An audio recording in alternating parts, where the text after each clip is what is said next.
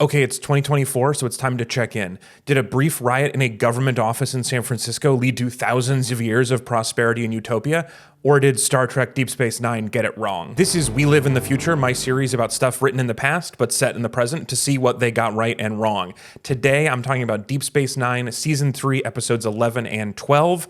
It's called Past Tense, Part 1 and 2, and according to Sci-Fi, it is the 7th best time travel plot point in Star Trek history. So let's check it out. The crew of the USS Defiant, a spaceship that looks vaguely aroused all the time, oopsies themselves back through time to 2024. Or, if like me, you prefer fake science word salad, here's what happened. Somehow, the energy emitted by this singularity shifted the chronoton particles in our hull into a high state of temporal polarization. They get split up to explore the two sides of wealth inequality, so the girl alien gets to go be rich and the two boys get to go experience poverty. Rich people just wear ties sideways and have dinner parties in their offices, while poor people live in fenced-off areas called sanctuaries, where everybody is sad but still remarkably clean. I cannot stress enough how funny it is that the people living in filth and squalor look so clean all the time, especially in this scene where they talk about how dirty they are. I could probably use a shave.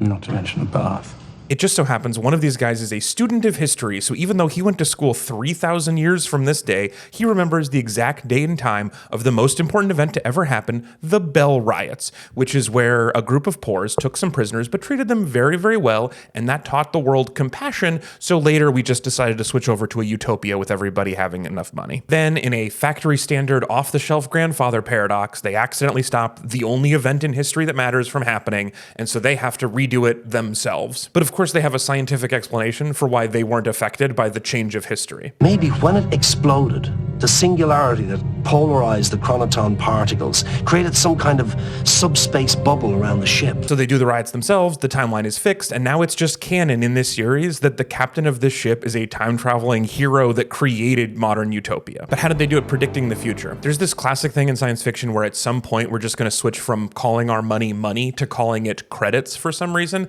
Like we'll just stop having a name for our currency. Did they get your credit chips, your ID? Why? Why would they do that? Why would they stop calling it something and make it sound more generic, like it's Chuck E. Cheese tokens or something? The other funny language thing makes a little bit more sense, but apparently people thought we were just going to keep calling the internet the net. I'll keep trying to log into the net. Obviously, they were not very optimistic about how far computers would advance in 30 years, but on the flip side, this clock still slaps. And then the wildest swing in predictions is this conversation about sports. Best ball club I ever saw? 99 Yankees, no doubt about it. It's easy to say now that the 90s Yankees were dominant, but when they were writing this in 94, they weren't. The team hadn't made the playoffs in like 15 years. But the 99 Yankees went on to be one of the greatest baseball teams of all time. Like they were absolutely right about that prediction.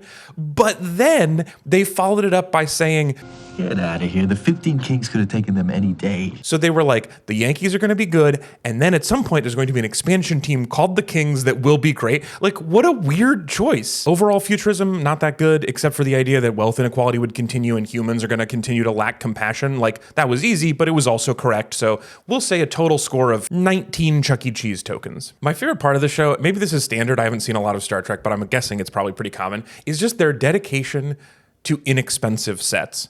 Like there's this runner where the rescue team has to go look for them throughout time, and they have like narrowed it down to like 10 different time periods. And so first they go to the 20s and then they go to the 60s, and each time they buy one period vehicle and 2 costumes. But definitely not here. How long before the transporter re-engages? About 30 seconds.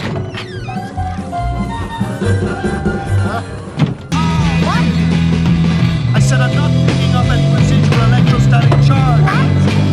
They're not here! And then they were like, we've shown you 2, let's just skip to the end and say they found them. But we only have enough chronoton particles for one more try. Beautiful. 10 out of 10, no notes. One more quick thing while we're in the Star Trek universe. There is a passing remark in The Next Generation that 2024 is the year that Ireland reunifies. I have never subscribed to the theory that political power flows from the battle of a gun. Yet there are numerous examples when it was successful.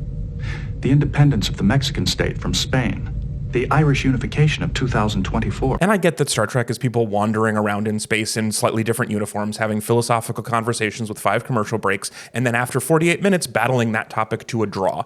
But there's something very strange about making an argument based on a thing that did not happen to weigh in on such an intense issue and be like, well, I guess violence is justified. And that's not very funny, so here's one more bit of scientific nonsense. According to our computer simulations, the degree of temporal displacement is directly proportional to the number of chronoton particles interacting with the transporter beam.